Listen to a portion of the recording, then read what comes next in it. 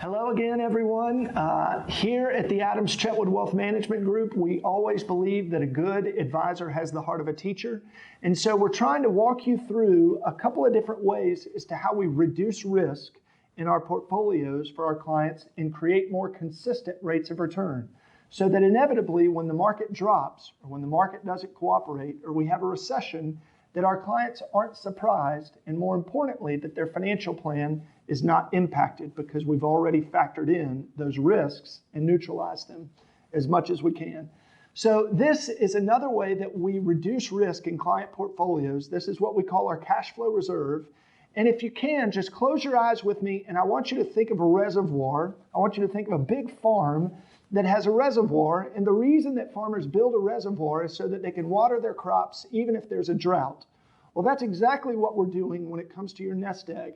We're trying to have a bucket of money that will put us in a position where we don't have to sell while the market is falling.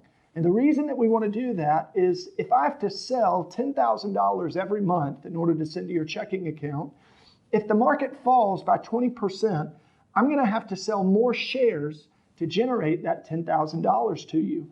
And that erodes the portfolio much quicker than if I had just set aside a reservoir, a bucket of money that we call our cash flow reserve, and I made your distributions out of that so that if the market is in a period of volatility or the market falls by 20%, I'm not having to sell shares to generate cash for you. So this diagram shows you, this is from one of our research partners, Thornburg Investment Management.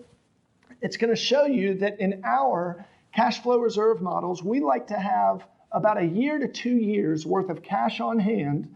So in the event that you have a $4 million portfolio and you're going to take out $10,000 a month, we would probably recommend having about $120,000 to $240,000 just sitting in cash in a money market that's going to be earning some interest. And that is where we're going to distribute your $10,000 a month from. And then the rest of the portfolio, we're going to position for an intermediate term and a longer term time horizon.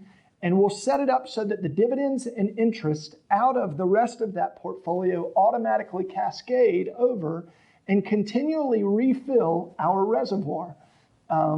This allows us to put our risk assets on a time horizon where we shouldn't need to touch them for at least 5 years, so that if we saw a really big recession, a really big kind of worst case scenario market downturn, that we're putting ourselves in a position where we're not having to sell risky assets to do that. In the next video that we put together, I'm going to show you why that's really important. I'm going to show you why it's important to have your risky assets in a position where you don't have to touch them for ideally 3 to 5 years.